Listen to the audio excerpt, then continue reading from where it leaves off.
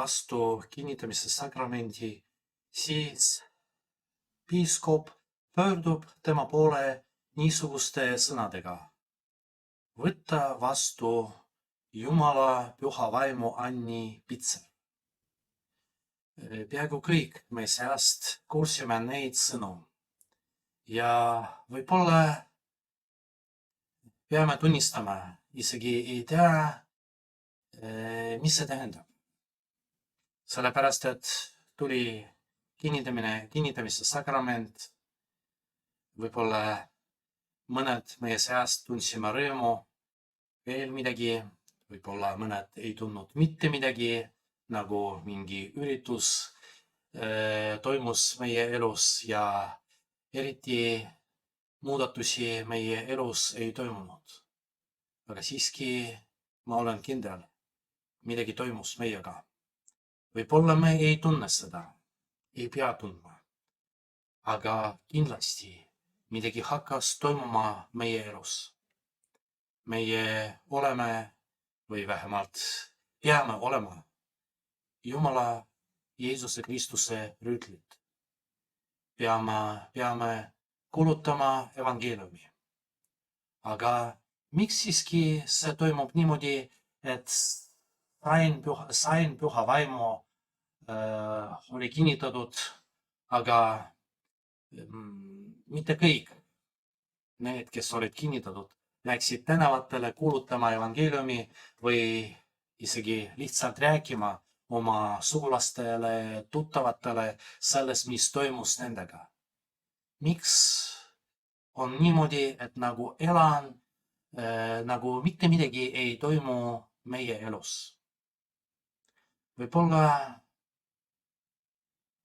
ei otsi seda, mida Jumal tahab mulle öelda, mida ta tahab anda mulle.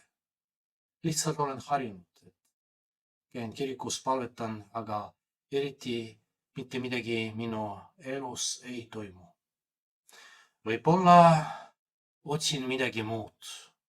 Tuleb püha vaim, palvetan Jumala poole ja midagi peab toimuma minu elus ja otsin just seda.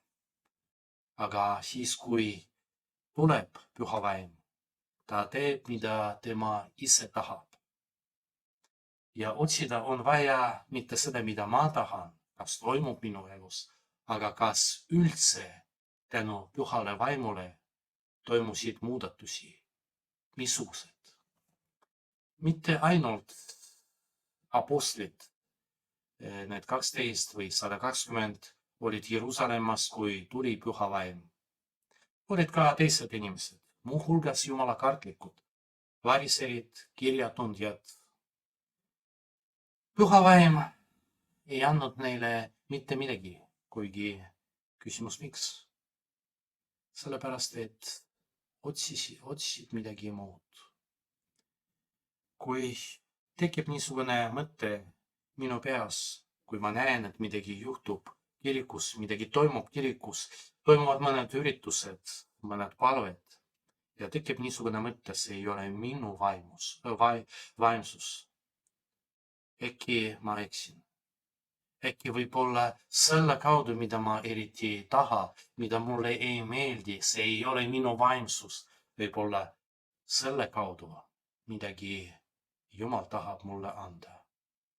Ja äkki ma ei pea kartma. Äkki ma pean proovima. Võib-olla tõesti ma ei kasuta seda, kui tuleb mingi üritus tulevikus, seda palvet, selle palvestiili viisi, aga äkki ma leian oma teed Jumala poole. Ja see ei ole niisugune tee, mida ma ise mõtlesin välja, aga just see tee, mis on ette nähtud mulle.